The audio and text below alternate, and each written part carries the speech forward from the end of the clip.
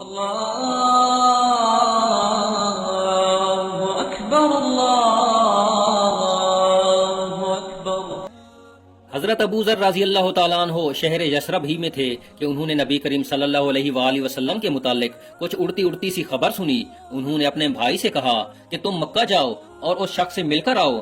آپ کا بھائی انیس مکہ میں آیا، نبی کریم صلی اللہ علیہ وآلہ وسلم سے ملا، پھر بھائی کو جا بتایا کہ میں نے محمد صلی اللہ علیہ وآلہ وسلم کو ایک ایسا شخص پایا جو نیکیوں کے کرنے اور شر سے بچنے کا حکم دیتا ہے۔ ابو ذر رضی اللہ تعالیٰ عنہ نے کہا اتنی سی بات سے تو کچھ تسلی نہیں ہوگی۔ آخر خود پیدل چل کر مکہ پہنچے۔ حضرت ابو ذر رضی اللہ تعالیٰ عنہ کو حضور صلی اللہ علیہ وآلہ وسلم کی شناخت نہیں تھی اور کسی سے دریافت کرنا بھی وہ پسند نہیں کرتے تھے۔ زمزم کا پانی پی کر کعبۃ اللہ ہی میں لیٹے رہے۔ حضرت علی رضی اللہ تعالیٰ عنہ آئے، انہوں نے پاس کھڑے ہو کر کہا یہ تو کوئی مسافر معلوم ہوتا ہے۔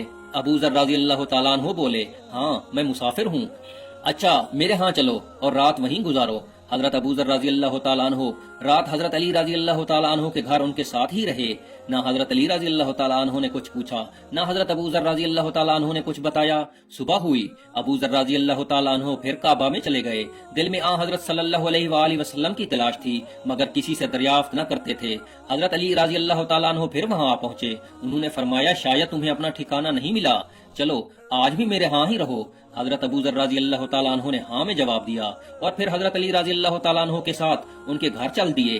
اب حضرت علی رضی اللہ تعالیٰ عنہ نے پوچھا تم کون ہو اور کیوں یہاں آئے ہو؟ ابو ذر رضی اللہ تعالیٰ عنہ نے کہا اگر راز رکھو تو میں بتا دیتا ہوں۔ حضرت علی رضی اللہ تعالیٰ عنہ نے وعدہ کیا کہ وہ راز ہی رکھیں گے۔ حضرت ابو ذر رضی اللہ تعالیٰ عنہ نے کہا میں نے سنا ہے کہ اس شہر میں ایک شخص ہے جو اپنے آپ کو نبی بتاتا ہے۔ میں نے اپنے بھائی کو پہلے یہاں بھیجا تھا لیکن وہ تسلی بخش بات نہیں لے کر گیا، اس لیے خدا گیا ہوں۔ حضرت علی رضی اللہ تعالیٰ عنہ نے کہا تم خوب آئے اور خوب ہوا کہ تم مجھ سے ملے۔ دیکھو میں انہی کی خدمت میں جا رہا ہوں، میرے ساتھ چلو۔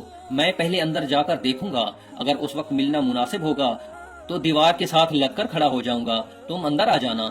الغرض حضرت ابو ذر رضی اللہ تعالیٰ عنہ خدمت نبوی صلی اللہ علیہ وآلہ وسلم میں پہنچے اور عرض کیا مجھے بتایا جائے کہ اسلام کیا ہے۔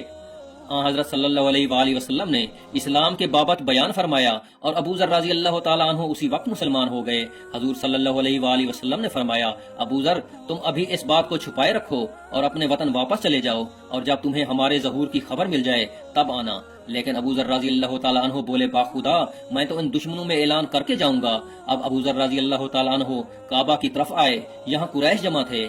آپ رضی اللہ تعالیٰ عنہ نے سب کو بآواز بلند کلمہ شہادت پڑھ کر سنایا۔ قریش کے لوگوں نے سنا تو کہا اس بے دین کو مارو۔ لوگوں نے انہیں مارنا شروع کر دیا۔